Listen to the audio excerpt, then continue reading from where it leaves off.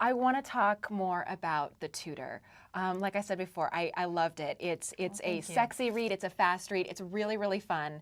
One of the things I really liked about it is the heroine has a lot of, Bee has a lot of issues. She's a little immature.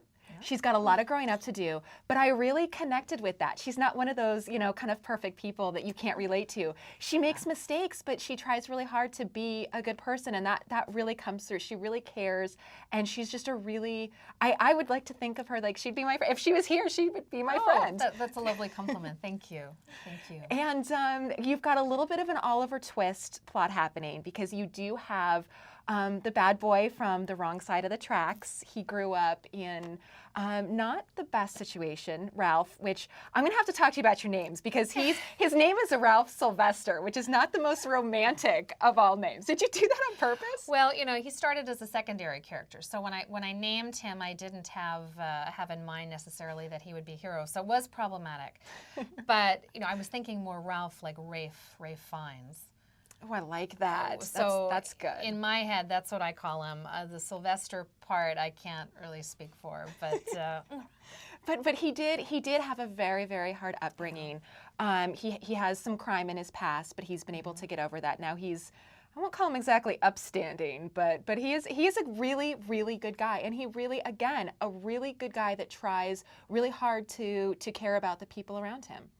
Yeah, I had a lot of fun with him, and I think in my head, at least visually for him, I was thinking a lot of Simon Baker and The Mentalist.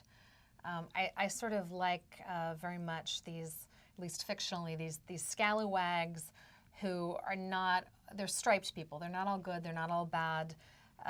They've done some things that are certainly not correct or moral, but they also have redeeming qualities that make us like them in spite of those things. Ralph was a pickpocket. His mother was a prostitute. He met his friend in the book and future employer in an orphanage run by Quakers.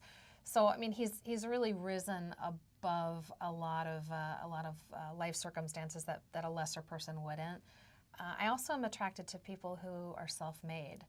I think in real life as well as fictionally, and so I'm not as an author particularly interested in writing a lot about peers, dukes and viscounts and such. Yeah, I was going to say, Bee is a lady. She's an earl's daughter, I believe, but she doesn't have maybe that background that you would expect. She didn't grow up wealthy. She didn't, she grew up with a very also a difficult life. Her father was a gambler and an alcoholic. She lost her mother when she was born, and so she did grow up. Her sister taking care of her.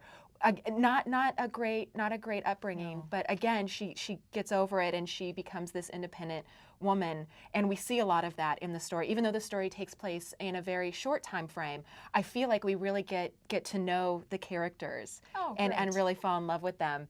One thing that I really liked about the book is we often see, characters from different stations coming together, and definitely we get that here.